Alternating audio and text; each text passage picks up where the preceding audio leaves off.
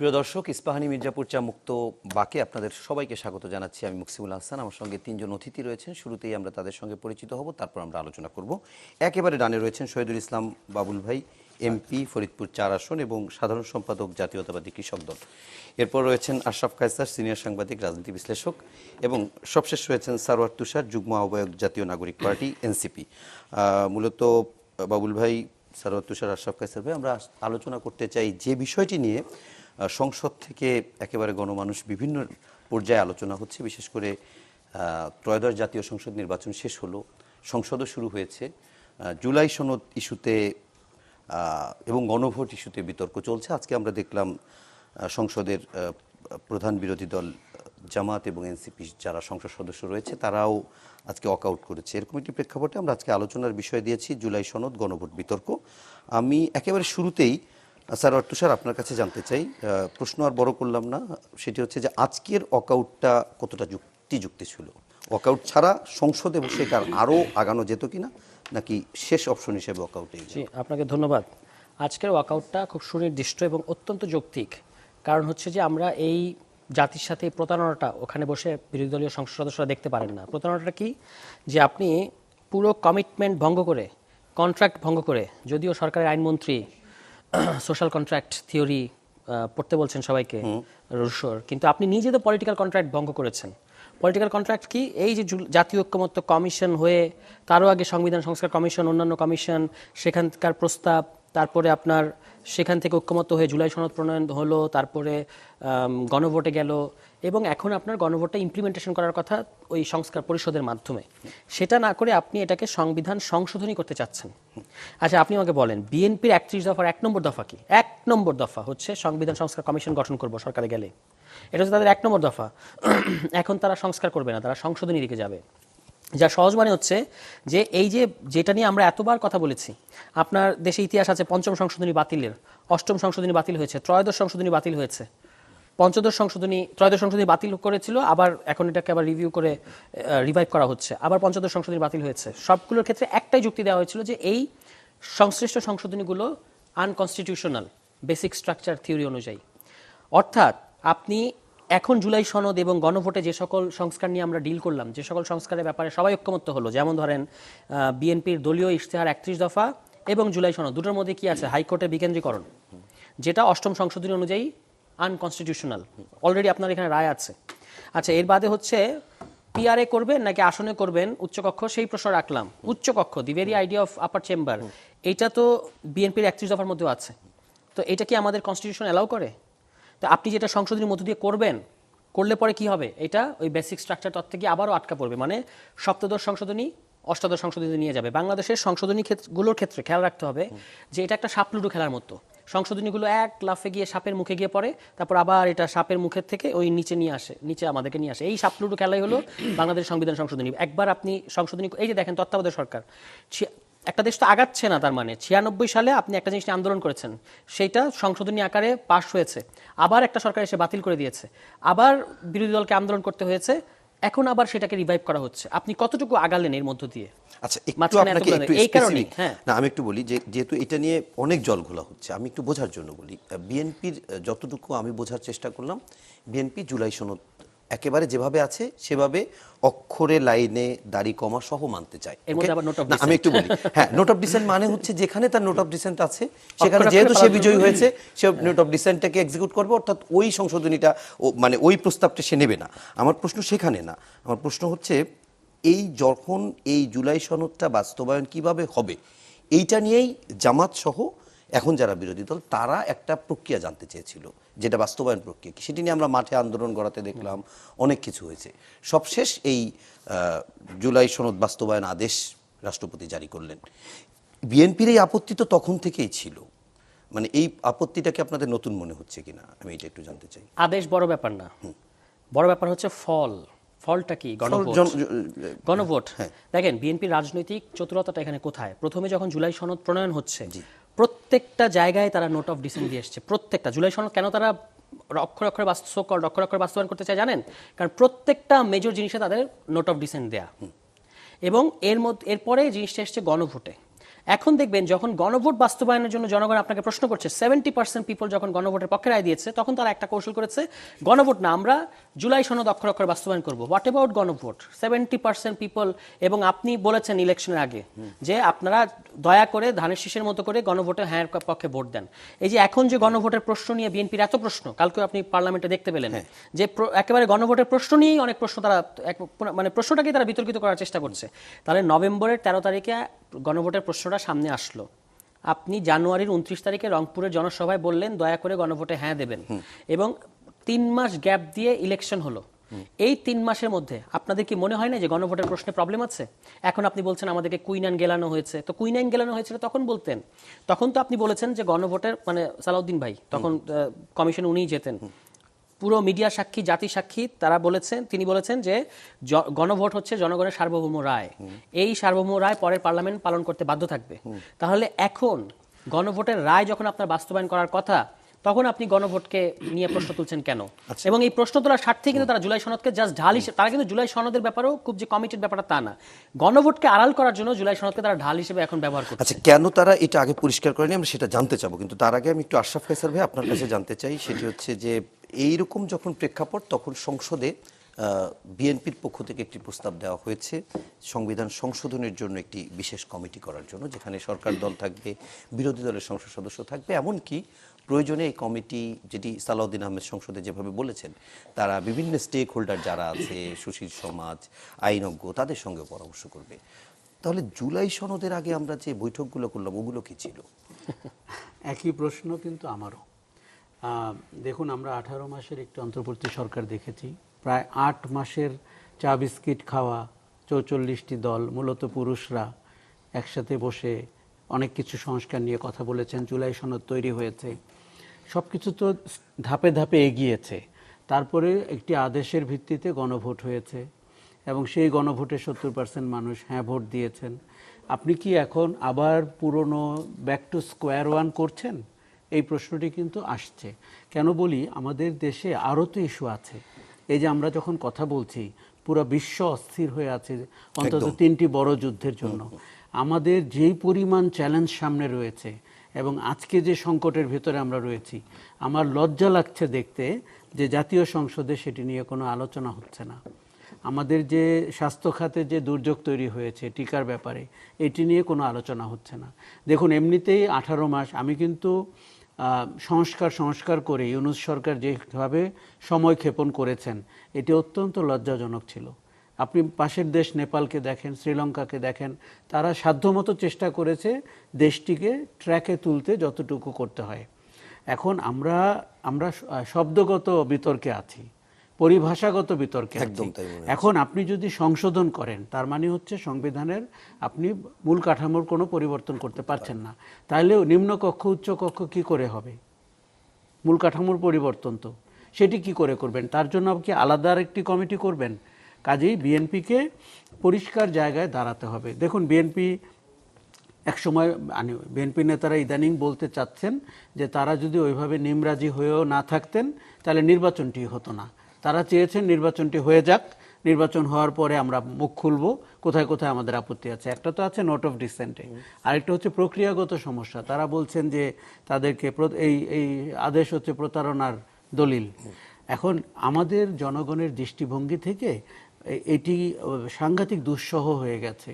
প্রথমত মানুষ প্রতিদিনের যন্ত্রণায় আছে, অর্থনীতির যন্ত্রণায় আছে, আর একটা তাত্ত্বিক বিতর্ক, সংবিধান সংশোধন। দেখুন, তার কাছে ফল বয়ে নিয়ে যাওয়া রাজনীতিবিদদের কাজ। উনি দেখতে চান পার্লামেন্ট ফাংশন করে, উনি দেখতে চান সরকারি দল দুর্নীতি কম করে, বিরোধী দল অরাজকতা কম করে, উনি দেখতে চান যে সাংবিধানিক পরিষদগুলোতে, সাংবিধানিক যে কমিশনগুলো আছে সেখানে নিয়োগের একটি স্বচ্ছ প্রক্রিয়া আছে। তত্ত্বাবধায়ক সরকার কি করে হবে, গঠিত হবে, তা নিয়ে যেন রাজপথে আন্দোলন করতে না হয়। এই সব জিনিসই তো মানুষ চায়। মানুষ কিন্তু সংশোধন না সংস্কার, এই বিতর্ক নিয়ে চিন্তিত না। তার কাছে আপনি ফলাফলটি পৌঁছে দেবেন, যাতে সুশাসনের যে কমিটমেন্ট সব দলগুলো 8 মাস ধরে ডিসকাস করেছে। আমরা আইডেন্টিফাই করেছি শেখ হাসিনার মতো ফ্যাসিজম বা ফ্যাসিবাদী স্বৈরতন্ত্র কি করে তৈরি হয়। সেই চিহ্নিত জায়গাগুলো থেকেই তো সংস্কার প্রস্তাবনা তৈরি হয়েছে।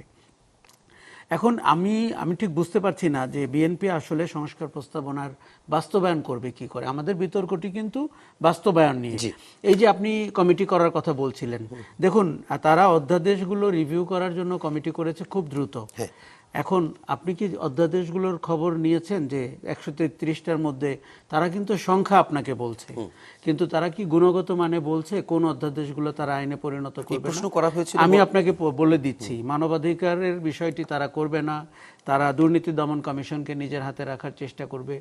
এখন দেখুন 133টি নিয়ে জাতি চিন্তিত না, জাতি চিন্তিত 15টি নিয়ে। বিএনপি সেই 15টি করবে না। কারণ কি, তারা চায় মানে নিজস্ব ক্ষমতা। দেখুন বিএনপি একসময় এই কথা বলেছিল, আমি কিন্তু তখন এটি নিয়েও বলেছিলাম যে এটিও আলোচনার দাবি রাখে। আপনি একটি নির্বাচিত সরকার, সেটি যেন হাত পা বেঁধে রাখা না হয়। বিএনপি তখন আশঙ্কা প্রকাশ করেছিল যে নির্বাচিত দুর্বল সরকার হয়ে যাবে, মানে যেভাবে সংস্কার প্রস্তাবনা এগিয়েছে। আমাদের ওই ব্যালেন্সটাও স্ট্রাইক করতে হবে যে সরকারটি যেন যথেষ্ট কার্যকর হয়, কিন্তু আমরা যেই জায়গায় সংস্কারের আলোচনা 8-9 মাস ধরে করেছি তাতে সরকারটি কিন্তু দুর্বল হবে না, বরং সরকারটির সুশাসনের সুযোগ তৈরি হবে। সরকারটি যেই খাদে পড়ে 5 বছর পর পর, সেই খাদ থেকে নিজেকে স্বয়ংক্রিয়ভাবে তুলে রাখার একটি প্রক্রিয়া দাঁড়াবে। ধরুন আপনি একটি সবার কাছে গ্রহণযোগ্য তত্ত্বাবধায়ক সরকারের ভিত্তিতে নির্বাচন করলেন, আমার তো ধারণা বিএনপি আবার পাওয়ারে আসতে পারবে। কিন্তু আপনি যদি কারসাজি করতে থাকেন, মতলব নিয়ে আসেন, আবার সে আমাদেরকে 1/11-এর আগের প্রেক্ষাপট মনে করতে হয়, তাহলে হয়তো নির্বাচনটি প্রশ্নবিদ্ধ হবে। কাজেই আমার কাছে মনে হচ্ছে যে খুব দ্রুত এই সংশোধন কমিটি নাকি সংস্কার কমিটি কি নামে ডাকবেন এবং তার আসলে টার্মস অফ রেফারেন্স কি হবে এটি পরিষ্কার, যে কিসের ভিত্তিতে এই কমিটিটা হবে। দেখুন জামাত ইসলামীর নেতাকে আমরা প্রায়শই বলতে শুনি 50 ভাগ। উনি বুঝে বলেন কি না আমি জানি না, সংশোধন কমিটিতে ওনাকে যদি 50 ভাগ সদস্যও দেওয়া হয় তার অর্থ কি দাঁড়ালো? তার মানে হচ্ছে যে আমরা রেজাল্টটা দেখতে চাই, ফলাফলটি দেখতে চাই, যে আমার সংস্কারের 10টি যে মূল পয়েন্ট সেটি বাস্তবায়ন হবে কি করে। এখন আপনার গণভোট কিন্তু সর্বসম্মত একটি বিষয় হিসাবেই আমাদের সামনে এসেছিল, এবং দেখুন বিএনপি, জামাত, এনসিপি সবাই কিন্তু বলেছে হ্যাঁ ভোট দিন, অন্তর্বর্তী সরকারটি বলেছে হ্যাঁ ভোট দিন। তাহলে আমাদের এই যে পুরো প্রক্রিয়াটি সেটি কি জলে গেল? আমরা কি আবার নতুন করে, আর একটি সরকার যখন নির্বাচিত হয়ে ক্ষমতায় যায় তার সাথে সহাবস্থান করে সংস্কার করা এটি দুরূহতম কাজ। আমার মনে হয় বিএনপিকে অনেক ভিশনারি হতে হবে, ফ্লেক্সিবল হতে হবে, একটু দূরদৃষ্টি সম্পন্নও হতে হবে। ওকে, আমরা একটু বিএনপির প্রতিনিধি যিনি আছেন তার কাছ থেকে জানতে চাই। বাবুল ভাই, অনেকগুলো কথা তো আপনি শুনলেন, সাথে এতটুকু বলতে চাই, একটু আগে অনুষ্ঠান শুরুর আগে আমরা কথা বলছিলাম যে প্রতি মিনিট কথা বলতেই সংসদে অনেক টাকা খরচ হয়। তো আমরা এই জুলাই সনদ বাস্তবায়নের প্রক্রিয়াটি গণভোটে হবে নাকি আলাদা কমিটি করে হবে, এগুলো নিয়ে কথা বলতে যে গতকাল সালাউদ্দিন আহমেদ 30 মিনিটের একটি বক্তব্য দিয়েছে সংসদে মুলতবি প্রস্তাবের উপরে। বক্তব্যের একটি অংশে এরকমও আছে যে আমাদেরকে সংস্কার বিরোধী হিসেবে জাতির সামনে উপস্থাপন করা হচ্ছে, যেখানে বিএনপি বলছে জুলাই সনদ অক্ষরে অক্ষরে পালন করবে, সবই করবে, 2/3 মেজরিটি বিএনপির আছে। তাহলে বিএনপি বল তো বিএনপির কোর্টে দ্রুত, যেভাবে দ্রুত সুন্দরভাবে সব প্রক্রিয়া হয় বা যেভাবেই হোক না কেন বিএনপি যেভাবে চাবে সেভাবেই তো হবে। তাহলে এই বিতর্কগুলো কি বিএনপি এড়াইতে পারে কিনা? না, বিএনপি যেভাবে চাবে সেভাবে হয়নি। হ্যাঁ, প্রথমে বলে নেই, তারা দুজন খুব চমৎকার করে বলেছে, অত্যন্ত মানে বিদগ্ধ আলোচক। আমি অত সুন্দর করে বলতে পারবো না, তবে একটা কথা বলি, যেমন আমার তুষারকে একটু সংশোধন করে দিই, সারার তুষার স্পষ্ট যে বিএনপির 31 দফার প্রথম দফা হলো সংবিধান সংস্কার। এটা ভুল, অসত্য বা ভুল পরিষ্কার। প্রথম হলো প্রতিহিংসা প্রতিশোধমূলক রাজনীতির বিপরীতে ঐক্য, সংহতি বা সম্প্রীতিমূলক রাষ্ট্র প্রতিষ্ঠা করা হবে। সংশোধন করে দিলাম তাকে, এটা একটা। আমি বের করে দেখাই, ওকে মেনে নিতে অসুবিধা কি?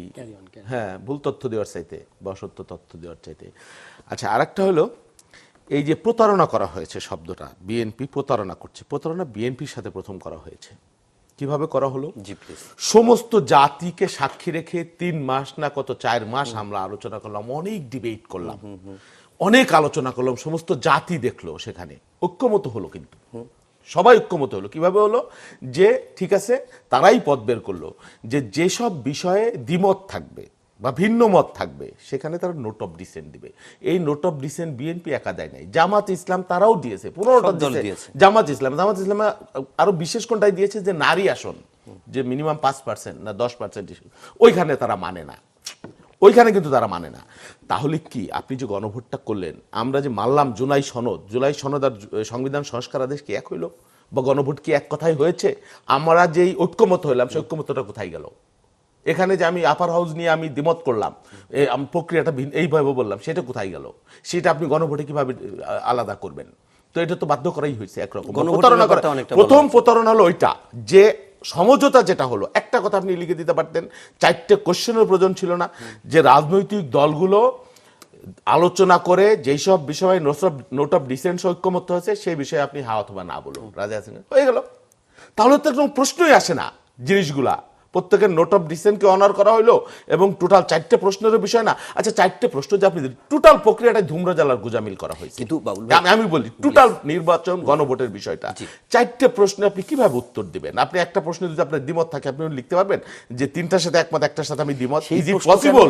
এই প্রশ্ন উত্তর দেওয়ার পরে আসছে, না উত্তর না তো না দিয়ে না, দিয়েছে। এই যে উনি বলেছে কিছুটা, এখন গণভোটের বিপক্ষে যদি আসিফ মাহমুদও কিন্তু বলছে যে ডিপ স্টেট, নানান ধরনের নির্বাচন বানচাল, নির্বাচন না হওয়া 25 সাল পর্যন্ত তারা তাদের বক্তব্য বিবৃতি, এই যে এই ধরনের, এই নির্বাচনটা তো হয়ে গেছে চেরোতা খাওয়ানোর মতো। এই নির্বাচন তো হয় না। হ্যাঁ, তো যাই হোক, আমার কথা সেটা না। এখন বলেন যে ঠিক আছে, তারপরে গণভোট মানুষ, এই যে আমরা তো যে অবস্থান নিয়েছি, এটা বিএনপি নতুন অবস্থান না। BNP 30 on charter, BNP July সনদ আর সংবিধান সংস্কার আদেশ এক বিষয়, এর মধ্যে ব্যত্যয় আছে, প্রচুর ব্যত্যয় আছে।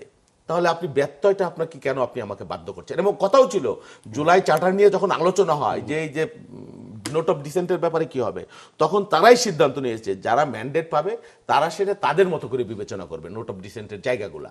তাহলে আপনি সেটা কোথায় রাখলেন? আপনি রাখলেন না তো। আমি বলছি আমার জুলাই সনদ, যেটা আমার কন্ট্রাক্ট, যেটা আমার এগ্রিমেন্ট সবার সাথে, জাতির সাথে, আপনার সাথে। আপনি তো সংস্কার আদেশ আমার এগ্রিমেন্ট না। তাহলে আপনি কেন সেটা আমাকে প্রতারণা বলছেন, অসত্য বলছেন, মিথ্যা বলছেন? এই জায়গাটাই হলো প্রশ্ন। আমরা জুলাই সনদের বিষয়ে একমত। আরেকটা বিষয় আশরাফ কায়সার ভাই যেটা বলছি, এটা নিয়ে ডিবেট হচ্ছে, আলোচনা হচ্ছে, হতেই পারে, অবশ্যই গুরুত্বপূর্ণ বিষয়, এবং সংবিধান পরিবর্তনও হবে। এখন আপনি সংস্কার পরিষদের মাধ্যমে করবেন, এর মাধ্যমে তো পথ থাকতে পারে। ধরেন আমি তখন একটা জায়গায় ছিলাম, এখন আমি আর একটা জায়গায় চলে আসছি, এখন আমার একটা সার্বভৌম সভরেন পার্লামেন্ট তৈরি হয়েছে। এখন তখন কিছু সংবিধান মেনেছি, কিছু মানি নেই, প্রচুর গোজামিল ছিল, সব ছিল। হ্যাঁ, একটা বিশেষ কারণ, বিশেষ প্রেক্ষাপট। এখন তো সেটা না, এখন তো স্টেবল, সমস্ত জাতি একটা ম্যান্ডেট দিয়েছে, একটা পার্লামেন্ট তৈরি করেছে, এখানে আপনি আছেন, আমিও আছি। তা আমরা আলোচনা করে এমন কি সমস্যা আছে যে সমাধান করতে পারবো না? Why not? কেন এই পথেই হতে হবে? হোয়াই? আপনি বলছেন যে এটা বাতিল হয়ে যেতে পারে যে কোনো সময়, ওই সংখ্যা তো, সেটা বাতিল যাতে না হয়, পার্লামেন্টে তো তার একটা পথ তৈরি করতে পারে, একটা সাংবিধানিক যে কমিটি হইতে পারে, সেই কমিটি, সেই আলোচনাটা আপনারা কেন গ্রহণ করছেন আমি জানি না। আচ্ছা যাই হোক, সেটা না করলেন। আমার কথা হলো কি, একটা যুদ্ধ পরিস্থিতি যদি হয় দেশে, একটা দুর্যোগ যদি হয় দেশে, আপনি কি তখন ওই বাজারে যাওয়ার জন্য বেড়াইতে যাবেন কক্সবাজারে পরিবার নিয়ে, আগের প্রোগ্রাম ছিল বিলে, নাকি আপনি দুর্যোগ আগে সামাল দিবেন, ঘরের আগুন নিভাবেন? হ্যাঁ, আপনি আছেন হাই হোসেন, হাই হোসেন, আমার সংবিধান সংস্কার আদেশ কোথায় গেল, কোথায় গেল, পৃথিবী কোথায় চলে গেছে, বাংলাদেশ কোথায় চলে আসে, এখন করতেছেন আপনি কেন ফ্যামিলি কার্ড দিতেছেন এটা না করে, আপনি কেন কৃষক কার্ড দিতেছেন এটা করে, কেন জনগণকে আপনি রিলিফ দিতেছেন এটা করে, হোয়াট ইজ এটা কোনো গণবান্ধব? আপনি 1 মাস জানে একটা পারেন, 5 দিন আজকে গেলাম পার্লামেন্টে, অনলি 5 ডেজ, দিনের পর দিন, মাসের পর মাস, বছরের পর বছর পড়ে আছে। আপনি যুদ্ধ করবেন, বিতর্ক করবেন, সব করবেন, সংবিধান সংস্কার বাস্তবায়ন করবেন, আপনি জনগণের কথা জানা বলছেন, আপনি সংবিধান সংস্কার আদেশ, এটা আপনার একটা বিশেষ অ্যাসাইনমেন্ট হয়ে গেছে।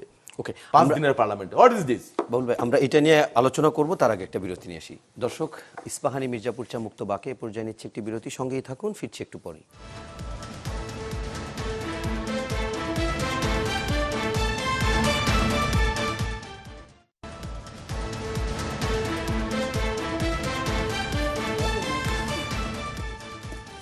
প্রিয় দর্শক, বিরতির পর আবারও স্বাগত জানাচ্ছি ইস্পাহানি মির্জাপুর চা মুক্তবাকে। আমি মুকসিমুল হাসান, আমার সঙ্গে রয়েছেন শহীদুল ইসলাম বাবুল, রয়েছেন আশরাফ কায়সার এবং সারোয়ার তুষার। আমি সারোয়ার তুষার, আপনার কাছে যে প্রশ্নটি করতে চাই, আমি প্রথমে আপনার কাছে জানতে চেয়েছিলাম যে ওয়াকআউট কতটা যৌক্তিক ছিল, এ পর্যায়ে একটু জানতে চাই যে ওয়াকআউটের পরে একটি সংবাদ সম্মেলনও করা হয়েছে এবং সেই সংবাদ সম্মেলনে জামাতের আমির এবং সম্ভবত এনসিপির সদস্য সচিব আক্তার হোসেন ছিলেন এবং সেখানে জামাত আমিরকে প্রশ্ন করা হয়েছিল আপনারা যেহেতু ওয়াকআউট করেছেন এরপর আপনারা কি করবেন।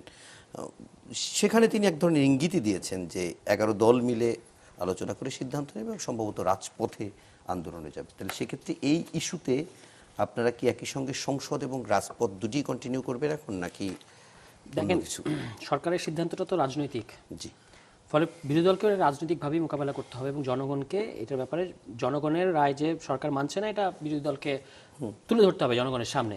আপনার মনে থাকবে যখন আওয়ামী লীগ তত্ত্বাবধায়ক সরকার বাতিল করে দিল তখন বিরোধী দলকে মানে তৎকালীন বিরোধী দলকে আপনার এই টায়ারিং রাজপথের কর্মসূচিগুলো চালিয়ে যেতে হয়েছে। খুব বেশি মিডিয়া এবং সিভিল সোসাইটির সমর্থন তারা পায় নাই, তবু তাদেরকে করতে হয়েছে কারণ তখন সেটা খুবই অত্যন্ত গুরুত্বপূর্ণ ইস্যু ছিল। এখনও কিন্তু একই রকম এই জুলাই সনদ বা গণভোট, জুলাই সনদ বললে এখন বিএনপি ফাঁদে পড়তে হবে কারণ বিএনপি জুলাই সনদ বলে, গণভোট যেটা বিএনপি এখন এড়িয়ে যেতে চাচ্ছে, এই গণভোট বাস্তবায়ন করানো এটা হচ্ছে বিরোধী দলগুলোর দায়িত্ব, আদারওয়াইজ তারা কেন ওখানে থাকবে। ফলে তাদেরকে এটা অবশ্যই রাজনৈতিকভাবে মোকাবেলা করার মানে গণতান্ত্রিক পদ্ধতিতে সেটা তারা করতে হবে তাদের মতো করে। আচ্ছা আমি একটা রেসপন্স করি, সেটা হলো গণভোট নিয়ে যে গণভোটের প্রশ্ন নিয়ে যে এত প্রশ্ন করা হচ্ছে, প্রথম কথা হচ্ছে যে আপনি কেন ইলেকশনের আগে এগুলো প্রশ্ন করলেন না। দ্বিতীয় কথা হচ্ছে যে এই যে তিনটাতে একমত একটাতে একমত না তাহলে আমি কি করব। যেহেতু 70% পিপল ভোট দিয়েছে হ্যাঁ পক্ষে এবং 30% পিপল না এর পক্ষে, তো যারা চারটাতেই একমত হতে চায় আদারওয়াইজ তারা ভোট দেবে না, তারা না দিয়েছে আমাদের ধরে নিতে হবে। আর যারা যেহেতু জনগণ হ্যাঁ দিয়েছে তার মানে এই প্রশ্ন তারা ডিল করেছে নিজেদের মতো করে। 91-এর যে গণভোট, সেই গণভোটে বেগম খালেদা জিয়ার সরকার 16টা সংশোধনী 16টা অনুচ্ছেদ সংবিধানের গণভোটে পাঠিয়েছিল। তখন কি আমি 12টাতে একমত 4টাতে একমত না এই কথা কেউ বলেছে? কোনোদিন গণভোট সম্পর্কে এরকম বলা যায়? ওইটা তো পার্লামেন্টে তারা সরকার মানে পার্লামেন্টে তারা সংখ্যাগরিষ্ঠতা অর্জন করে সংসদে যাওয়ার পরেই সেই গণভোট সেটা হোক, আমি বলছি গণভোটে যে আপনি 16টা সংশোধনী পাঠালেন, একটা প্রশ্ন ছিল না তো, 16টা সংশোধনী, তো সেই 16টা সংশোধনীকে আপনি দ্বাদশ সংশোধনী হিসেবে হাজির করেছেন। প্রশ্ন ছিল একটা কিন্তু এর ভিতরে কিন্তু 16টা। তাহলে তখন যদি কেউ বলতো এই প্রশ্ন করতো মানে সেটা যৌক্তিক হতো না নিশ্চয়ই, যে 10টা একমত 6টা একমত না আমি কি করব। কিংবা ধরেন অনেক সময় সংবিধান প্রণয়নের পরে গণপরিষদের সংবিধান প্রণয়নের পরে পুরো গণপরিষদ যে সংবিধানটা প্রণয়ন করে এই হাউস সাইজের সংবিধান এটা গণভোটে পাঠানো হয় না, তখন এই যে 155টা ক্লজ জনগণ কি বলবে আমি অর্ধেক একমত না কাজে আমি তো এটা ভোট দিতে পারি না। কিংবা জিয়াউর রহমানের নীতি ও কর্মসূচির সাথে একমত কিনা, সেই নীতি ও কর্মসূচি তো 19 দফা, আমি 12 দফায় একমত 7 দফায় একমত আমি কি করব। গণভোটকে এইভাবে ব্যাখ্যা করা যায় না। সব জায়গায় গণভোটে এরকম ভিতরে অনেকগুলোই থাকে, যারা জানে না তারা হয়তো বলে। হ্যাঁ, ফলে আপনি যদি না দেওয়ার থাকে আপনাকে ঠিক করতে হবে, ট্রেড অফ করতে হবে। এটা কিন্তু অন্তর্বর্তী সরকারই এই প্রশ্নটা তৈরি করেছে, কারণ বলেছে 4টি প্রশ্নে, মূলত 4টি প্রশ্নে না 4টি বিষয়, প্রশ্ন তো একটাই হ্যাঁ অথবা না। কিন্তু এই মানে শুধু বিএনপিকেই যে দায়ী করব ওইভাবে প্রেজেন্টটাই এই জাতির কাছে এভাবে হয়েছে যে গণভোট আমি 4টা প্রশ্ন দিয়েছি। হ্যাঁ 4টা প্রশ্ন দিয়েছি, আমি 4টা বিষয় দিয়েছি, কারণ এই একটা প্রশ্নের ভিতরে অনেকগুলো বিষয় লেখা আছে। সব ভাব সম্প্রসারণ হিসেবে আনা হয়েছে।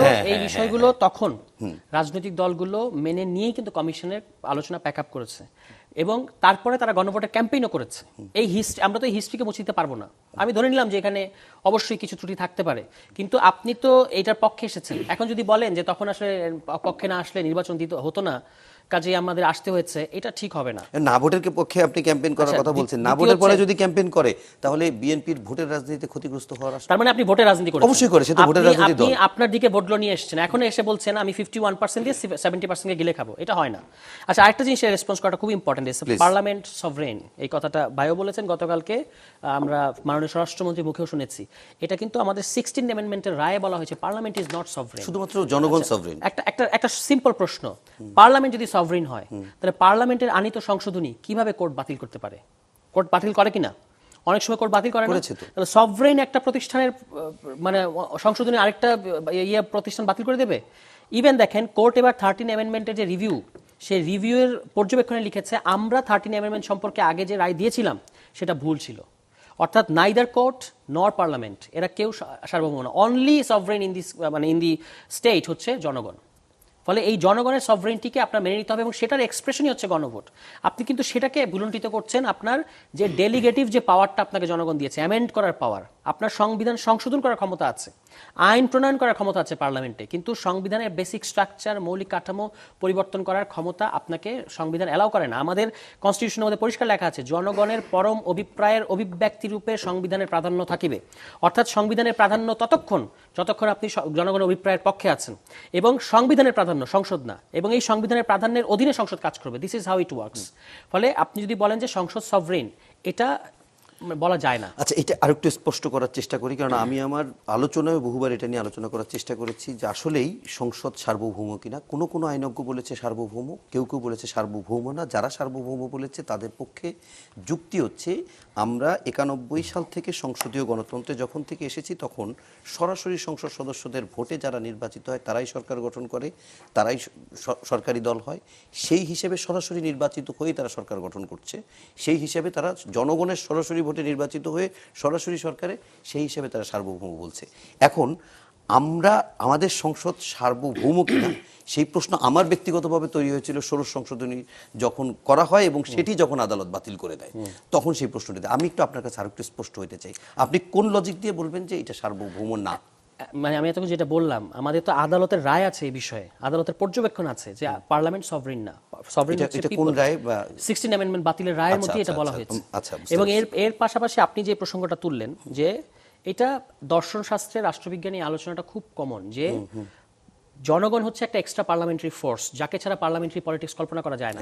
ধরেন একটা লেজিট পার্লামেন্ট আপনার দেশে আছে, যেমন এখনকার এটা একটা নির্বাচিত পার্লামেন্ট, আমরা নিজেরাও এটার পার্ট। কিন্তু এই পার্লামেন্টের বিরুদ্ধে যদি এই পার্লামেন্ট কোনো মানে ফ্যাসিস্ট কিংবা অগণতান্ত্রিক কিংবা স্বৈরতান্ত্রিক হয়ে ওঠে, জনগণ কি এটার বিরুদ্ধে আন্দোলন করবে না? তো যদি আপনি মনে করেন যে জনগণ পার্লামেন্টে ডিজলভ হয়ে গেছে, তাহলে আপনি কিভাবে আন্দোলন করবেন পার্লামেন্টের বিরুদ্ধে যদি প্রয়োজন পড়ে? ফলে সব দিক বিবেচনায় পার্লামেন্ট কখনোই সভরেন না। পার্লামেন্ট হচ্ছে জনগণের সভরেন, জনগণের প্রতিনিধিদের হাউস, আপনি সর্বোচ্চ এটা বলতে পারেন, যারা জনগণের হয়ে আইন প্রণয়ন করবে। কিন্তু এর পাশাপাশি জনগণ বিভিন্ন গুরুত্বপূর্ণ ইস্যুতে এই গণভোটের মতো ডিরেক্ট ডেমোক্রেসি এক্সারসাইজ করতে পারে। কিন্তু সেটাকে যদি আপনি না মানেন, আপনি যদি বলেন যে আমার 51% বড়, আজকেও আমি এক আলোচকের সাথে ছিলাম বিএনপির, তিনি বলছেন যে 51%-এর রায়টা বড় 70%-এর চেয়ে। শুধু সংখ্যার বিচার না, কিন্তু এটার যে তাৎপর্যের দিক থেকেও গণভোট মানে সভরেন। আপনি বলছেন হচ্ছে পার্লামেন্ট সভরেন, ব্যাপারটা সেরকম আমার কাছে মনে হয় না। ওকে, আমি একটু আশরাফ কায়সার ভাই, আপনিও রাষ্ট্রবিজ্ঞানের পড়ালেখা করা মানুষ, সেই সাথে রাজনীতি বিশ্লেষক, এই আলোচনায় যদি আপনি আকবারায় করেন আমি করতে পারেন, কিন্তু আমি যে প্রশ্নটা আপনাকে করতে চাই সেটা হচ্ছে, একটি আলোচনা কিন্তু সারওয়ার তুষারা একভাবে বলছে যে এই যে প্রশ্নটা আমি একটু আগে বলছিলাম, যে এই গণভোট জুলাই সনদ ক্ষেত্রে কিংবা গণভোটে হা না বলার ক্ষেত্রে, কিংবা গতকালকে আমি সালাউদ্দিন আহমেদের বক্তব্যের ক্ষেত্রে কথাই যদি বলি, ওনার ভাষ্যে এটা হচ্ছে অন্তর্বর্তী সরকারের অন্তহীন প্রতারণার দলিল, সেই ভাষ্যও যদি বলি, এই প্রশ্নগুলো কি নির্বাচনের আগে আরো বড় করে যদি আসতো, সেটি কি ভোটের রাজনীতিতে আসলে বিএনপির জন্য খুব নেতিবাচক হইল? কারণ এখন কেন এত স্পষ্ট হচ্ছে? দেখুন, নির্বাচনের আগে রাজনৈতিক দলগুলো সুবিধাবাদী অবস্থান নিয়েছে।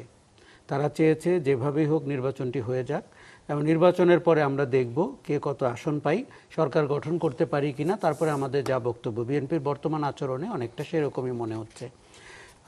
গণভোটের প্রক্রিয়া এবং গণভোটের যে বিষয়গুলোর অবতারণা করা হয়েছিল সেটি কিন্তু ত্রুটিপূর্ণ ছিল, এবং এই প্রশ্ন তখনও উঠেছিল যে আমরা এই 4টিতে 3টিতে হ্যাঁ করলাম, 1টিতে না করলাম, আমি কোথায় টিক দিব।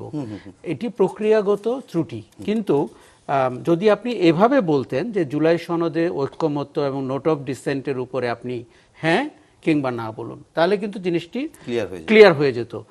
অন্তর্বর্তী সরকার সেটিকে ভাঙতে গিয়ে, বিষয়ের অবতারণা করতে গিয়ে, তাদের পক্ষে যুক্তি ছিল তারা মানুষকে বুঝিয়ে বলবেন কেন হ্যাঁ অথবা কেন না। কিন্তু সেটি করতে গিয়ে যেটি হয়েছে, বিষয়ের অবতারণাটি পূর্ণাঙ্গ হয়নি। বিষয়ের অবতারণার মধ্যে অনেক প্রশ্ন আছে। অতীতের গণভোটগুলো নিয়েও কিন্তু আপনি একই প্রশ্ন করতে পারেন। দেখুন, এটি নিয়ে তখন কিন্তু যথেষ্ট সময় ছিল বিতর্ক করার, মতামত দেওয়ার, এমনকি বলার যে এটির ভিত্তিতে গণভোট হলে এই ফলাফলকে আমরা কিভাবে নিব। এটি আমাদের সততার রাজনীতির পরিচয়ক হতো, সেটি হয়নি। সেই সময় বিএনপি যদি বলতো যে আমি গণভোটে মনে করি ত্রুটিপূর্ণ এবং এটি প্রক্রিয়া ঠিক নেই, প্রশ্ন ঠিক নেই, বিষয় ঠিক নেই, কাজেই এই রায়কে আমরা যদি বিজয়ী হতে পারি আমরা পুনর্মূল্যায়ন করব, এই কথা কিন্তু তখন বলা হয়নি। এখন আপনি সংসদ গঠিত হয়ে গেছে, সদস্য হিসেবে আপনি শপথ নিয়েছেন, আমাদেরকে তো সামনের দিকে আগাতে হবে। দেখুন, আমি বারবার যেটি বলছি, রাজনৈতিক বিতর্ক আপনি করতেই পারেন এবং পার্লামেন্টে ঘন্টা মিনিট হিসাবে যতই খরচ হোক সেটিও চলবে, কিন্তু আমরা তো সামনের দিকে আগাবো। আমাদের যে 1400 মানুষ জীবন হারালো আর 27,000 মানুষ পঙ্গু হলো, তারা কি পেল? আমরা তো কেউ কেউ এমপি হলাম, মন্ত্রী হলাম, স্বরাষ্ট্রমন্ত্রী হলাম। কাজেই তাকে আপনি আপনার এই আন্দোলন সংগ্রাম বা জুলাইয়ের যে অভ্যুত্থান, তার ফসল পৌঁছে দিবেন কি করে?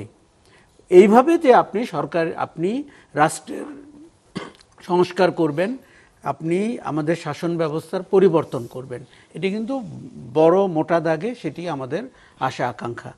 এখন দেখুন, আমরা একটা অদ্ভুত ঘটনা ঘটে, আমরা সরকারে গেলে সংবিধানকে সাংঘাতিকভাবে উপজীব্য করে তুলি এবং সংবিধানের বিকল্প আর কিছু হয় না। আপনাকে একটা জিনিস মনে রাখতে হবে, জনগণের আশা আকাঙ্ক্ষাই মূল, সংবিধান তার ধারক এবং বাহক। হোয়াট ইফ সংবিধান যদি আমার গণতান্ত্রিক চেতনাকে ধারণ করতে না পারে, এবং 72-এর সংবিধান আসলেই সেটি পারেনি। কাজেই আপনি সেটিকে প্রশ্ন করবেন না এবং সেটিকে ধরে আঁকড়ে থাকবেন। কে কাঠামো ধরে আঁকড়ে থাকতে চায় জানেন? যিনি চ্যালেঞ্জ মোকাবেলা করতে চায় না, যিনি পরিবর্তনের সাথে এগুতে চায় না। দেখুন, সময় বদলিয়েছে। আমি তো মনে করি যে পার্লামেন্টারি যে প্রসিডিংস আছে, যেভাবে পার্লামেন্ট চলে, সেটিরও আপনি সমালোচনা করতে পারেন। এই আমাদের যে বর্তমান জীবন এবং সময় এবং অর্থনীতি এবং রাজনৈতিক সংকট, সেটিকে আপনি পার্লামেন্টে কি করে আনবেন? দেখুন, আমাদের পার্লামেন্ট এখনও রয়ে গেছে আপনার মনে হয় এলজিআরডির পার্লামেন্ট, কালভার্ট, ব্রিজ, সড়ক। লজ্জার না আইন প্রণেতারা? আজকে আমি একজনকে দেখলাম যে ব্রাহ্মণবাড়িয়ায় ট্রেন 2টি স্টেশনে থামবে, এটি তার এমপি তুলে ধরেছেন বলে তার এলাকার জনগণ উৎসবমুখর পরিবেশে আছে। আপনি ভাবতে পারেন, একজন আইন প্রণেতা ব্রাহ্মণবাড়িয়ার 2টি স্টেশনে ট্রেন থামার কৃতিত্ব নিচ্ছে তার সমর্থকরা। আমাদের তো এই জায়গাটাইতেই বদলাতে হবে। কেন রাজনীতিটি এমন খাদে গিয়ে পড়ে কয়েক বছর পর পর? কারণ হচ্ছে তার চরিত্রটি বদলে গেছে। তা আমাদের একটা অপূর্ব সুযোগ এসছে চরিত্রটিকে জনগণের কাছে নিয়ে আসার। এখন আমি যদি পদে পদে বাধা দেই, দেখুন, প্রক্রিয়া নিয়ে বিতর্ক করে এখন আপনি ওয়াকআউট করতে পারবেন, রাজপথে যেতে পারবেন, এটি একটি রাজনৈতিক কল। আপনাকে একটি রাজনৈতিক সিদ্ধান্ত নিতে হবে। সেটি কিন্তু 10 জন নেতা বা 5 জন নেতা টেবিলে বসেও নিতে পারেন, কিন্তু এই জায়গাটিতে আপনাকে কখনো কখনো, দেখুন, আমাদের নির্বাচনের পরে এই বিতর্ক নিয়ে ভয় তখনও ছিল। কেন ছিল? কারণ আপনি যখন বিজয়ী হয়ে যান, আপনি সরকারে চলে যান, আপনি অপোজিশনে চলে যান, আপনার অবস্থান বলে দেয় ওই ইস্যুতে আপনি কোন পক্ষে যাবেন। দেখুন, আমাদের এখানে সরকারে গেলে সংবিধান উপজীব্য হয়, বিরোধী দলে থাকলে রাষ্ট্রদূতরা গুরুত্বপূর্ণ হয়ে ওঠেন। সরকার আবার বলে কেন রাষ্ট্রদূতদের কাছে? ওই একই সরকার, হ্যাঁ, ওই একই সরকার যখন বিরোধী দলে ছিল, ওই ডেপুটি সেক্রেটারি, জয়েন্ট সেক্রেটারি রাষ্ট্রদূতের বাসায় যেতে পেরে নিজেকে ধন্য মনে করত। এই ধরনের দ্বিচারিতা এবং এই ধরনের ডাবল স্ট্যান্ডার্ড আমাদের রাজনীতি থেকে যদি না বেরোয়, আমরা কিন্তু সামনের দিকে আগাতে পারবো না। দেখুন, ইদানিং আরেকটা আমি দুঃখের সাথে বলি, জুলাই অগাস্টের যে আশা আকাঙ্ক্ষা, সেটি নিয়েও অনেকে হাস্যরস করছেন। কেন করছেন? কারণ জুলাই সনদ কি, জুলাই আদেশ কি, বাস্তবায়ন কেন হবে?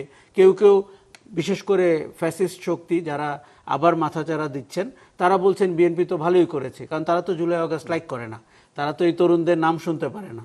কাজেই আমার মনে হয় আমরা সবাই যেন, বিশেষ করে যারা সরকার গঠন করেছেন, জুলাই অগাস্টকে মনে রাখতে হবে তাদেরও পাটাতনটি সরে গেলে কিন্তু তিনিও ওই জায়গায় দাঁড়িয়ে থাকতে পারবেন। ওকে, অনেক ধন্যবাদ আশরাফ কায়সার ভাই। যদিও আপনি একটা প্রশ্ন রেখেছেন যে এমপিদের মূল কাজ তো এটা না, কিন্তু তারপরেও এমপিরা কেন এই কাজগুলোই করে এবং সেইগুলোই হাইলাইট। আমার কাছে মনে হয় কি যে আসলে এমপিদের তো জনগণের ভোট পাইতে হয়। সংবিধান আইন প্রণয়নে সে কতটুকু ম্যাচিউর, তার থেকে তার এলাকার রাস্তাটা হয়েছে কিনা, এটা জনপ্রিয়তার ক্ষেত্রে মানদণ্ড না। এটি তো দীর্ঘদিন চললো, প্রায় 54 বছর চললো। পরিবর্তন হওয়া অবশ্যই আমাদের তো এই জায়গায় পরিবর্তন করতে হবে। না হলে কি হবে জানেন? আপনি তো ব্রাইট একজন মানুষকে এমপি হিসাবে পাবেন না, যিনি যুক্তিপূর্ণ কথা বলতে পারেন, যার নাকি একটি চিন্তাশীল মন আছে এবং প্রতিবাদী সাহস আছে। আপনি কাদেরকে পাবেন? যারা নাকি তার নির্বাচনী বাজেটের 10 গুণ কিংবা 20 গুণ তুলে আনতে চাইবে ডেভেলপমেন্ট ওয়ার্ক দিয়ে।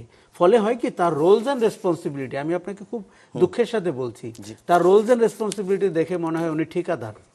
তো আমরা তো আইনসভায় ঠিকাদার চাচ্ছি না। ওকে, আচ্ছা, আমি একটু বাবুল ভাই, আপনি যেগুলো আপনি উত্তর দিতে চান দিতে পারেন। আমার প্রশ্নটা হচ্ছে যে এই যে কথা দিয়ে অনেকটা অংশ জুড়ে আশরাফ কায়সার ভাই এই অংশে বলেছেন, সেটি হচ্ছে আমাদের দেশে সবসময় জনগণ এবং সংবিধান এটার দোহাই সবচেয়ে বেশি দেওয়া হয়, যে যার পক্ষের লোককেই জনগণ বলে, আর যখন যারা ক্ষমতায় থাকে তারা হয়তো সংবিধানকে আঁকড়ে ধরতে চায়, সংবিধান দরকার, সংবিধান অনুযায়ী দেশ চলবে, ঠিক আছে। কিন্তু কালকে সংসদে একটি বিতর্ক, আপনি নিজেও সংসদে ছিলেন, সেটা হচ্ছে আন্দারিফ রহমান পার্থর সঙ্গে হাসনাত আবদুল্লাহর বক্তব্যের একটি ইয়া হয়েছে। বিশেষ করে বিএনপির চেয়ারপারসনই যিনি ছিলেন বেগম খালেদা জিয়া, 3 বারের প্রধানমন্ত্রী, আপসীর নেত্রী হিসেবে পরিচিত সবার কাছে, তিনি বলেছিলেন এই সংবিধান ছুঁড়ে ফেলা হবে। আবার এখন এসে এমন একটা মনে হয় যে বিএনপি এই সংবিধানের ভিতরেই সব সমস্যার সমাধান দেখছে। আসলে বিএনপির আশরাফ ভাই একটু আগে অন্য প্রসঙ্গে বলছিলেন যে রাজনৈতিক দলগুলোর ভিতরে এই ধরনের একটা দ্বিচারিতা থাকে। আসলে এটা দ্বিচারিতা, নাকি বিএনপি কোন সংবিধান চায় বা সংবিধান সংস্কার কিভাবে চায়, বা সংবিধান এই 72-এর সংবিধান বা প্রচলিত সংবিধানে কতটুকু পরিবর্তন বিএনপি চায়? আচ্ছা, আপনি প্রথমত যে ব্যাখ্যাটা দিলেন যে বেগম খালেদা জিয়া বলেছিলেন আমি আমার হাসনাতের না না, হাসনাত এটা ভুল ব্যাখ্যা দিয়েছে। আমি আপনাকে তৎকালীন পত্রপত্রিকার একটা নিউজ আপনাকে দেই, যে বিডি নিউজ, হ্যাঁ হ্যাঁ হ্যাঁ বিডি নিউজ, যে বিএনপি খালেদা বলছেন সরকার পরিবর্তনের পর সংবিধানের সংশোধনী ছুঁড়ে ফেলে দেওয়া হবে। কত তারিখের এটা? এটা হলো আমি বলতেছি, আর 2017 এটা হলো ঢাকা জুলাই 13, 2011। হ্যাঁ, এটা সংশোধনের পরে, বাট সেটাকে এইভাবে ব্যাখ্যা দেওয়া হচ্ছে। যাক, সেটা কথা না। পিপুলস উইল, যেটা সভরেন বলা হয়েছে এই অর্থে যে পিপুল যদি সভরেন হয়, পিপুলের যে উইল বা অভিপ্রায় বা আকাঙ্ক্ষা, সেটা সভরেন কেন নয়, এটা হলো মূল ব্যাখ্যা। এখন ধরেন পুরাতনকে কেন আঁকড়ে ধরে থাকতে হবে, সংবিধানকে কেন আঁকড়ে থাকতে হবে? সংবিধান বাইবেল না, সংবিধান কোরআন হাদিসে না। এই সংবিধানের অনেক কিছু পরিবর্তন করবার দরকার আছে, সংস্কারের প্রয়োজন আছে, আধুনিকায়ন করবার প্রয়োজন আছে। ইভেন পার্লামেন্ট যে স্টাইলে চলেছে, সেই পুরনো গতানুগতিক স্টাইল, এইটাও কিভাবে কি করা যায় সেটা নিয়েও ভাববার সময় আসছে কিনা। কারণ একঘেয়েমি, এই প্রশ্ন উত্তর, হাবড় জয় বিধি 71, এই জরিজন, এগুলো করতে করতেই সময়গুলো নষ্ট হয়ে যাচ্ছে। এবং উনি যেটা বললেন যে এলাকার একটা রাস্তা, এই রাস্তা হবে কি হবে না, এখানে ব্রিজ কতদিন পরে হবে, এটার জন্য সমস্ত পার্লামেন্টারিয়ান যারা আছে, 300 পার্লামেন্টারিয়ানকেই এই কথা শুনতে হচ্ছে, সময় নষ্ট করতে হচ্ছে। জাতীয় দেখছে, টেলিভিশনও ব্যস্ত, এয়ার কন্ডিশনও চলতেছে, সব কিছু। বাট ওইটা কিভাবে শর্টেজ সময়টা নষ্ট করে যাতে জনগুরুত্বপূর্ণ কোনো ইস্যু নিয়ে কিভাবে করা যায়, সেটা একটা চিন্তার ব্যাপার আছে। আর সংবিধান আঁকড়ে পড়ে থাকা বা পুরাতনকে, এটা নজরুলের কথা, যাহা কিছু পুরাতন থাকে আঁকড়ে পড়ে থাকাই হলো মানে কি বলবো, মানে জড়তা বা গতানুগতিক। হ্যাঁ হ্যাঁ হ্যাঁ হ্যাঁ।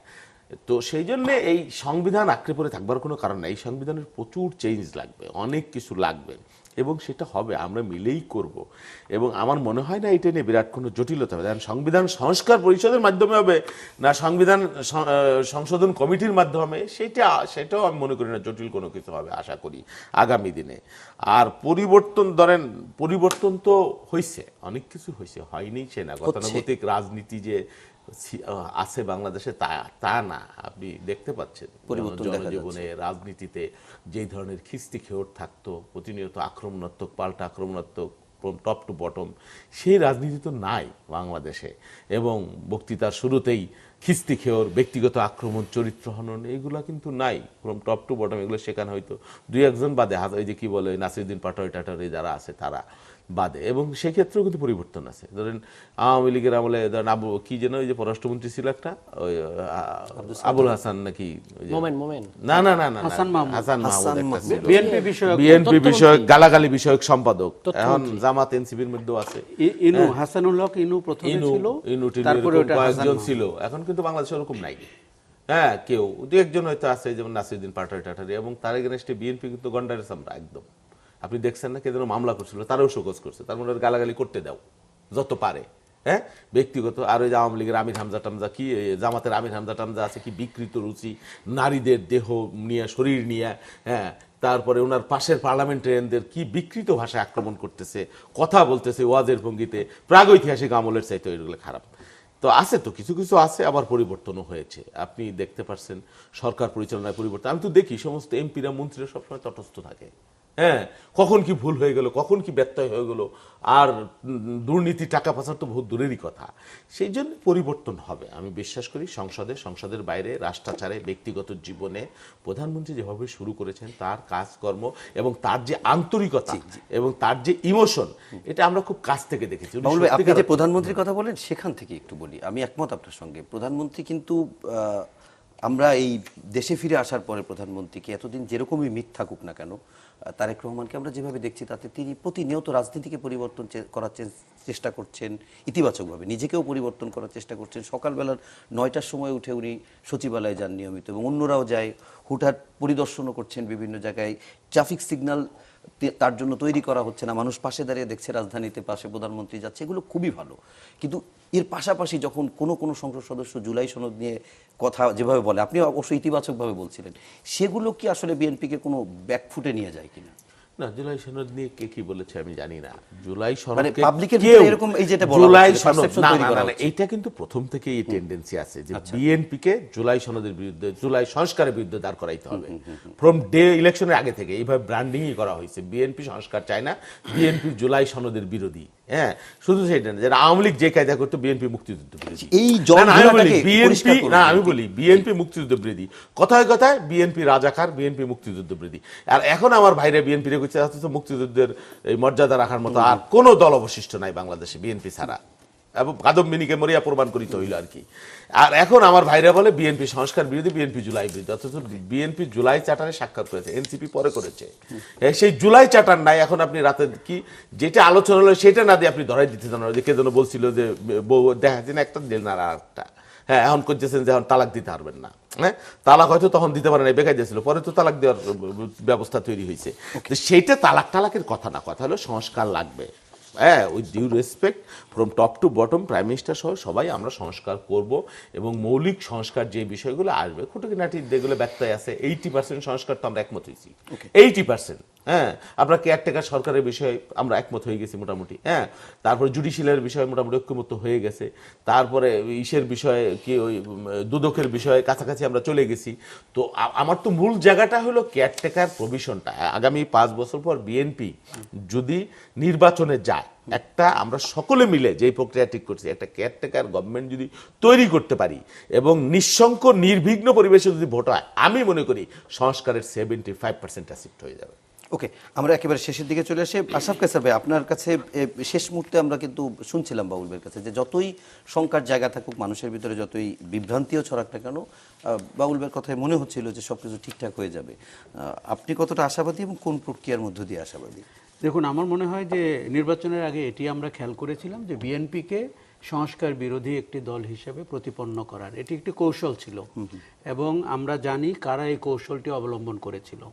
আমি তখন বলতাম যে আমার বেশ ভালো লাগছে দেখে বিএনপির মতো একটি বড় দল অনেক নিজের থেকেই, ধরেন জুলাই সনদের অনেক আগে তো 31 দফা অবশ্যই নিজে থেকেই অনেক সংস্কারের কথা বলেছে। তারপরে দেখুন আপনি জুলাই সনদে স্বাক্ষর করেছে, তারপরে ম্যানিফেস্টোতে আছে। কাজেই তাদের কিন্তু এর থেকে বেরিয়ে যাওয়ার অভিপ্রায়ও নেই, সুযোগও নেই। এখন বিএনপি রাজনীতি করবে এবং আগামী দিনে অনেক দিন বাংলাদেশে রাজনীতি করবে, কাজে এটি তারা জানে।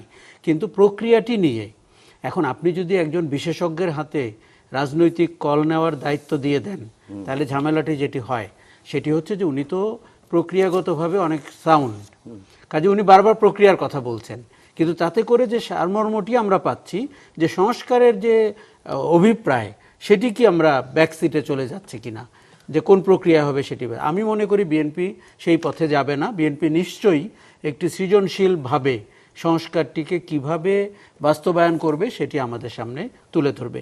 দেখুন, সংবিধান নিয়ে অনেক কথা হচ্ছে। আমি আপনাকে বলি, আমরা সংবিধান নিয়ে কম কথা বলা ভালো হবে, কারণ অসাংবিধানিকভাবে আমরা সবাই অনেক কাজের সাথে ইতিমধ্যে যুক্ত হয়ে গেছি।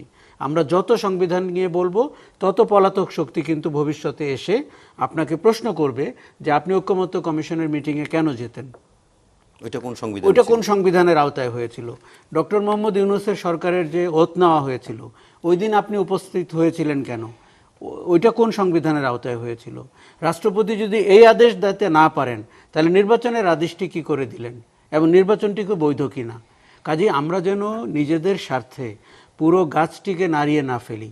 আমাদের মনে রাখতে হবে যে আমরা একটা দুর্যোগপূর্ণ সময় 5ই আগস্ট একটি ফ্যাসিস্ট অপশক্তি অগণতান্ত্রিক শক্তিকে দেশ থেকে বিতাড়িত করতে পেরেছি।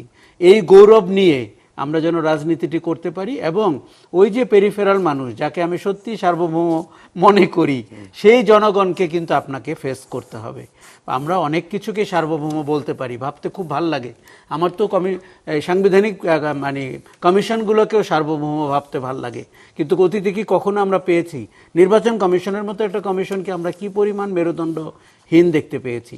এখন আপনি যদি একজন আইন বিশেষজ্ঞ হিসাবে নির্বাচন কমিশনার ওই শপথের চিঠিটি দিতে পারেন কি না এইভাবে প্রশ্ন করতে থাকেন, আমি কিন্তু পাল্টা আপনাকে 10টি প্রশ্ন করতে পারবো যে আপনি গত 18 মাসে 10টি কাজ করেছেন যেটি সংবিধান সম্মত হয়নি। কাজে আপনি এইগুলো কিন্তু পিক অ্যান্ড চুজ করলে হবে না যে আমি কিছু সংবিধান অনুযায়ী করব, কিছু সংবিধানকে চ্যালেঞ্জ করব এবং তারপরে আমি বলবো। এখন আমাদের যেটি সমস্যা সেটি হচ্ছে যে আমাদের বিচার যেরকম মুখ চেনে হয় সেরকম করে সংবিধানও মুখ চেনে চেনে আমরা বাস্তবায়ন করার চেষ্টা করছি। এই সংবিধানে আপনার বড় সংস্কার করতে হবে, এটি নিয়ে আমার ধারণা বিএনপিরও তেমন দ্বিমত থাকার কথা না। তারা নিজের থেকেই তো 31 দফাতে এগুলো বলেছেন। তারা একটি সংবিধান সংস্কার কমিশন করবেন এবং তারা প্রতিহিংসা পরায়ণ হবেন না। তারা একটি রেইনবো নেশনের জন্য কাজ করবেন, ইনক্লুসিভ সোসাইটি দাঁড় করাবেন। এগুলো তো ভাই মানে কথার কথা হওয়া উচিত হবে না। কাজেই এই জায়গাটিতে এটি বিএনপির নির্বাচনী ম্যানিফেস্টো, এই সনদের ভিত্তিতেই তো তারা সংসদে এতগুলো আসন পেয়েছে। কাজেই এটি বিএনপি খুব দ্রুত, আমার মনে হয় যে অধ্যাদেশটির কমিটি যখন করা হলো সেই সময় যদি এই কমিটিটি করা হয়ে যেত, এবং সংস্কার কমিটি বলা উচিত, কারণ আপনি তো সংশোধন করার অতীত দেখেছেন, কত বারবার চ্যালেঞ্জের মুখে পড়েছে আমাদের সংশোধনীগুলো। আর সংবিধান সংশোধনী এই দেশে একটা হাস্যকর বিষয় কিন্তু, কারণ বিভিন্ন বাতাস চেঞ্জ হলে, রাজনীতির পরিবর্তন হলে সেটি আবার আদালতে চ্যালেঞ্জের মুখে পড়ে, বাতিল হয়ে যায়। আমাদের এই যে সারাওয়ার তুষার কতগুলো উদাহরণ দিলেন। আপনি মৌলিক সংস্কার করেন, আপনি উচ্চকক্ষ নিম্নকক্ষের মতো একটি বোল্ড সিদ্ধান্ত নেন, আনুপাতিক হারে যাবেন নাকি আসন ভিত্তিক যাবেন সে নিয়ে কথা বলেন। এগুলো নিয়ে দেখুন, আপনি যদি পার্লামেন্টের সময় নষ্ট না করেও আপনি একটি কক্ষে গিয়ে 3টি বা 4টি বড় রাজনৈতিক দল বসেও কিন্তু এই সিদ্ধান্তে চলে আসতে পারেন। মানুষ এইরকম রাজনীতি দেখতে চাচ্ছে। মানুষ আপনার দেখতে চাচ্ছে না যে তাদের তিক্ত অভিজ্ঞতার রাজনীতি, যেটি আমাদেরকে অতীতে সাংঘাতিকভাবে ভুগিয়েছে। ওকে, আমরা একদম শেষ প্রশ্নে সারোয়ার তুষার আপনার কাছে যে প্রশ্নটা করতে চাই, নোট অফ ডিসেন্টের ব্যাপারে একটু আগে আশরাফ কায়সার বলছিলেন, কিন্তু আপনি গতকালকে একটা গণমাধ্যমকে দেওয়া একটা সাক্ষাৎকারে বলেছেন নোট অফ ডিসেন্টের কারণেই গণভোট হয়েছে। মানে এইটা গণভোটের মাধ্যমে আপনার কথায় যেটা মনে হয়েছে যে এইটা সলিউশনের জন্যই গণভোট দেওয়া হয়েছে, তার মানে আপনি বলতে চাচ্ছেন যে গণভোটের পরে আর নোট অফ ডিসেন্টের জায়গা নেই। যে প্রশ্নগুলো গণভোটে এসেছে সেগুলোর ক্ষেত্রে আপনি বলতে পারবেন না যে এটাতে আমার নোট অফ ডিসেন্ট আছে। যেগুলো গণভোটে নাই সেগুলোর ক্ষেত্রে আপনার নোট অফ ডিসেন্ট আছে, উই অ্যাগ্রি, আপনি সেটা আপনার মতো করে করেন। তার মানে আমি যদি বলি যে আপনার উচ্চকক্ষ হবে নিম্নকক্ষের ভোটানুপাতিক হারে, নট সংসদ সদস্য হারে, মানে পিআর এর যেটাকে আমরা পিআর বলি, মানে এটা ম্যান্ডেটরি হয়ে যাবে যদি বিএনপি। ডেফিনেটলি আপনি তো নিজেই বলেছেন যে এটা গণভোটের রায় হচ্ছে সার্বভৌম, এবং আসলেও তাই। মানে 70% পিপল আপনাকে 51% যেমন ভোট দিয়েছে, সেটা দিয়েছিল আপনি আইন প্রণয়ন করবেন এবং প্রয়োজনে সংবিধান সংশোধনী করবেন। এই সংস্কারের পরে সংবিধানটার যে চেহারা দাঁড়াবে সেটার প্রয়োজনীয় সংশোধনী যদি লাগে, এই সংস্কারের প্যাকেজের মধ্যে যেভাবে বলে দেওয়া আছে সেভাবে আপনি করতে পারবেন। তাহলে আরেকটা প্রশ্ন, সেটা হচ্ছে একেবারে ক বা খ গ গ এই 4টার ভিতরে আরও একটা ছিল যেখানে বলা হচ্ছে তত্ত্বাবধায়ক সরকার ব্লাবলা অনেক কিছু বলার পরে বলা হয়েছে সাংবিধানিক প্রতিষ্ঠানগুলোর ক্ষেত্রেও বলা হচ্ছে। তো বিএনপি তো শুরু থেকে এনসিসি বলি বা সাংবিধানিক প্রতিষ্ঠানগুলোর যে কাউন্সিল করার কথা বলেছে, বিএনপি তো শুরু থেকে সে আলোচনায় যায়নি। এটা তারা বলেছে যে এটা তারা করবে না, এটা তারা মানে না। সেটা তো জাতীয় সাংবিধানিক কাউন্সিল নামে যে একটা প্রতিষ্ঠানের কথা আসছিল, ওটা তো আলোচনা থেকেই বাদ গেছে। ওইটা কিন্তু আরেকটা ডিফারেন্ট স্তর। আমরা একদম শেষ মিনিটে আছি, এটা আমি বুঝতে পেরেছি। কিন্তু আপনি যদি গণভোট মানেন, গণভোটের রায় মানেন, তাহলে গণভোটে যে বিষয়গুলোর সেগুলো অবতারণা কথা হয়েছিল সেটির আপনি ব্যত্যয় ঘটাতে যেমন উচ্চ কক্ষ এবং নিম্ন কক্ষের দুই কক্ষের মানে মেজরিটির ভিত্তিতে রাষ্ট্রপতি নির্বাচিত হবে। যে আপনার কাছে একদম শেষ মিনিট জানতে চাচ্ছি যে আপনি কালকে বলেছিলেন যে প্রধানমন্ত্রী নির্বাক জেস্টার পলিটিক্স করতেছে, কিন্তু আবার এটিও বলছেন যে ভেলকি দেখাতে চাচ্ছে বিএনপি। আসলে আপনি ভেলকি দেখানো বলতে কি বোঝাতে চাচ্ছেন? সেখানে আমি কালকে আমার সৌভাগ্য হয়েছিল, কালকে যেহেতু গুরুত্বপূর্ণ আলোচনা, তা আমি পাস নিয়ে একজন দর্শনার্থী হিসেবে আমি দেখতে গিয়েছি পার্লামেন্টের এই উপভোগ আলোচনা। তো সেখানে আমি খুব আশা নিয়ে গেছিলাম যে প্রধানমন্ত্রী এই যে এত গুরুত্বপূর্ণ পলিটিক্যাল ট্রান্সফরমেশনে এত গুরুত্বপূর্ণ বিষয় আলোচনা হচ্ছে, সেখানে আমরা অন্তত 10 মিনিট তার আলোচনা শুনবো। তিনি একেবারেই 2 ঘন্টা সাইলেন্ট থাকলেন। 30 মিনিট কথা বললেন স্বরাষ্ট্রমন্ত্রী, 20 মিনিট কথা বললেন আইনমন্ত্রী। ফলে একদিকে নির্বাক চলচ্চিত্র আর একদিকে অতিকথন এক ব্যক্তির। ফলে এইটা তো আমরা দেখতে চাই না। আমরা প্রধানমন্ত্রীর মুখ থেকে রাজনৈতিক প্রশ্নে আলোচনা শুনতে চাই, শুধু জেস্টার পলিটিক্স দিয়ে পার পাওয়া যাবে। ওকে, অনেক অনেক ধন্যবাদ সারোয়ার তুষার, আশরাফ কায়সার এবং শহীদুল ইসলাম বাবুল, এবং সেই সাথে দর্শক আপনাদেরকেও ধন্যবাদ জানাচ্ছি। শেষ করছি আজকের মতো। সবাই ভালো থাকবেন, সুস্থ থাকবেন, শুভরাত্রি।